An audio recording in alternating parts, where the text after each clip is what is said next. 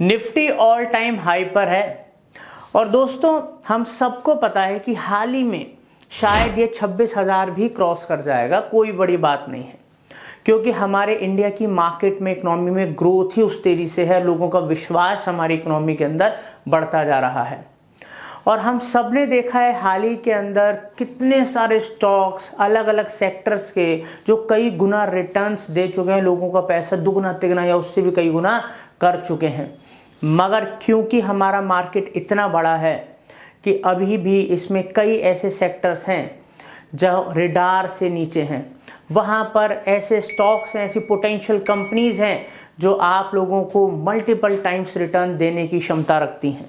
Welcome to money fundas. दोस्तों मैं हितेश गुप्ता, आपका अपना फाइनेंशियल दोस्त। वीडियो में हम आगे बढ़ें और दमदार स्टॉक्स के बारे में जानें जिनमें पोटेंशियल है, उन सेक्टर्स के बारे में जानें। उससे पहले मैं एक डिस्क्लेमर आपको देना चाहता हूँ। ये वीडियो का कंटेंट कंप्लीटली एजुकेशन पर्पस के लिए है, आपकी नॉलेज को अपग्रेड करने के लिए है, हमारे एक्सपीरियंस को हम आपके संग शेयर कर रहे हैं।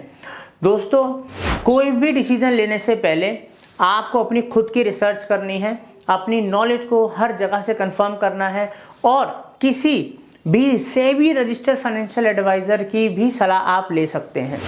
तो सबसे पहले हम बात करने वाले हैं सबसे प्रॉमिसिंग सेक्टर के बारे में, जो पिछले कुछ सालों से तो प्रॉमिसिंग है ही। इसके अंदर कुछ कंपनीज ने ट्रमेंडस ग्रोथ दिखाई है, कुछ स्टॉक्स के रेट ऐसे भागे हैं दोस्तों कि लोगों ने अपना पैसा 10 गुना 20 गुना या उससे भी ज़्यादा कर लिया पिछले कुछ सालों में।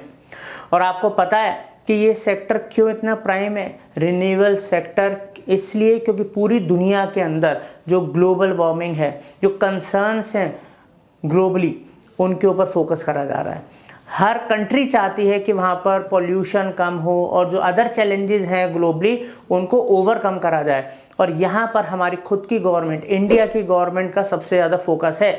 और आप हमारे प्राइम मिनिस्टर मिस्टर मोदी के कई सारे स्पीचेस में, कई सारे इवेंट्स, टूर्स के अंदर इस सेक्टर के ऊपर उनका फोकस देख चुके हो। तो आप कैसे सोच सकते हो कि ये सेक्टर आगे ग्रो नहीं होगा? बिकॉज एनर्जी एक ऐसी चीज़ है जिसके बिना हम चल ही नहीं सकते। अब आप यहाँ सोच रहे होंगे कि रिन्यूएबल सेक्टर के बारे में आप ऐसा क्या खास बता रहे हैं, ये तो सबको पता है। मगर दोस्तों आज भी आपको पता है कि बहुत ही कम लोग हैं जो इस सेक्टर की तरफ फोकस्ड हैं एज कम्पेयर टू जो प्राइम सेक्टर्स हैं, लाइक बैंकिंग हो गया, ठीक है, ऑटो हो गया। ऐसे कई सेक्टर्स हैं जिस पे लोगों का फोकस रहता है, ज़्यादा इन्वेस्टमेंट्स आती हैं, बट रिन्यूएबल की तरफ अभी भी उतना फोकस नहीं है। तो दोस्तों हमारी सोच से ज़्यादा ये सेक्टर ग्रो करेगा आने वाले 15-20 साल के अंदर।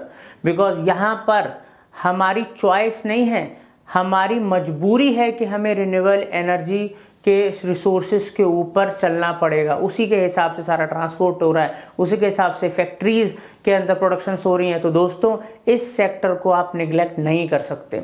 अगर आप भी चाहते हैं अगले 15 से 20 साल के अंदर आपका जो इन्वेस्टमेंट है वो मल्टीपल फोल्ड बढ़े, कई गुना रिटर्न्स आपको मिले, तो इस सेक्टर की सही कंपनीज चूज करना आपकी जिम्मेदारी है। दोस्तों जैसे मैं कुछ कंपनीज आपको बताता हूं। आइनॉक्स विंड लिमिटेड बड़ी प्रॉमिसिंग कंपनी है, आप इसकी लास्ट हाल में ग्रोथ देख सकते हैं।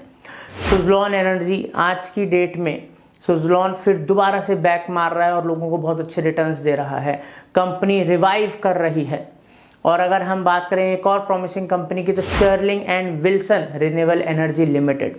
दोस्तों ये 3 कंपनीज के बारे में मैंने आपको बताया जो मुझे लगता है कि प्रॉमिसिंग हैं। अगर आप इनमें से किसी भी कंपनी के बारे में डिटेल्ड वीडियो चाहते हो कि हम लेकर आएँ, तो कमेंट सेक्शन में आप अपने पसंद की कंपनी चूज करके मुझे कमेंट कर सकते हैं। तो जिस पर्टिकुलर स्टॉक के ऊपर मेरे को सबसे ज़्यादा कमेंट्स आएंगे उसके ऊपर मैं डिटेल्ड वीडियो लेकर आऊँगा, पूरा एनालिसिस लेकर आऊँगा कंपनी का। तो दोस्तों मैं वेट कर रहा हूँ आपके कमेंट का, मैं उनके जवाब दूंगा और डिटेल्ड वीडियो लेकर आऊँगा, आई प्रॉमिस यू। दूसरा सेक्टर जो हमारे फोकस में है वो है फार्मास्यूटिकल्स। हेल्थ और मेडिकल साइंस में जो इनोवेशंस हो रहे हैं दोस्तों, उसकी वजह से इन सेक्टर्स के अंदर ग्रोथ बहुत तेज़ी से देखी जा सकती है फ्यूचर के अंदर। और आज ये सेक्टर अंडर वैल्यूड है, ठीक है। और कुछ ऐसी कंपनीज के बारे में मैं आपसे डिस्कस करूंगा, कुछ ऐसे स्टॉक्स जो अभी अपनी इंट्रिंसिक वैल्यू से भी नीचे हम लोगों को ट्रेड करते दिख रहे हैं। तो 3 स्टॉक्स के बारे में बात करेंगे। Basically Laurus labs limited, second Zydus life sciences limited, Granules India limited. तो दोस्तों ये 3 स्टॉक्स हैं, ये कंपनीज हैं जिनका फ्यूचर ब्राइट है। तीसरा सेक्टर है जो रडार पर, वो है टेलीकॉम इंफ्रास्ट्रक्चर। दोस्तों हम सबको पता है कि 5G का अभी प्रॉपर तरीके से रोल आउट भी नहीं हुआ है इंडिया के अंदर, बट फिर भी डाटा का कंजम्पशन कितना तेज़ी से बढ़ता जा रहा है। और इस सेक्टर के बिना कोई भी दूसरे सेक्टर में उतनी तेज़ी से तरक्की नहीं हो सकती, बिकॉज टेलीकॉम और ये सारा का सारा इंफ्रास्ट्रक्चर हेल्प करता है किसी भी कंपनी को ग्रो होने में, कम्युनिकेशन में। तो इसलिए हम इस सेक्टर को नेग्लेक्ट नहीं कर सकते। अगर हम कुछ प्रॉमिसिंग कंपनीज की बात करें इस सेक्टर के अंदर, तो सबसे पहली जो प्रॉमिसिंग कंपनी मुझे लगती है दोस्तों, वो है इंडस टावर्स लिमिटेड। जैसे कि आप इसका ग्रोथ चार्ट देख सकते हैं, फंडामेंटली बहुत स्ट्रॉन्ग कंपनी है। सेकंड कंपनी जो है RailTel corporation of India limited. दोस्तों एक PSU है और आप इसकी भी ग्रोथ चार्ट देख सकते हैं। Third Bharti Infratel limited. दोस्तों one of the most promising companies में से एक है भारती इंफ्राटेल।